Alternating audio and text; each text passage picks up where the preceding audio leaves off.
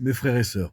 Vous avez vu en ce moment sur Facebook, sur Internet, un petit peu partout, il y a des chrétiens et chrétiennes qui lancent des débats mais inutiles, enfin, vraiment inutiles, sur des choses vraiment secondaires dans la Bible, qui créent, et ces débats créent des disputes, créent des divisions et des débats interminables, et tous les chrétiens et chrétiennes se prennent la tête dans les commentaires, et en lisant ça, je me suis dit, mais qu'est-ce qu'on fait? Est-ce que c'est vraiment à ça que Dieu nous appelle? Vous savez, j'ai discuté avec des hommes de Dieu qui ont été un peu partout dans le monde en mission d'évangélisation.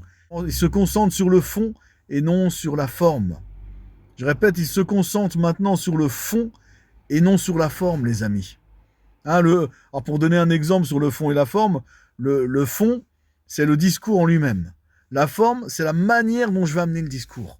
Vous voyez ce que je veux dire? Alors ça, c'est un exemple. Mais pour l'évangile, c'est pareil. Concentre-nous sur le fond et non sur la forme. Alors, les histoires de non, c'est fini, au dernier jour, il n'y aura plus de grands réveils, si, il y aura des grands réveils. Stop. Pendant qu'on débat là-dessus, pendant que les chrétiens se disputent dans les commentaires là-dessus, il y a des gens qui se perdent, il y a des gens qui souffrent, on n'annonce pas l'évangile, et je pense que le diable est content de ce temps de perdu.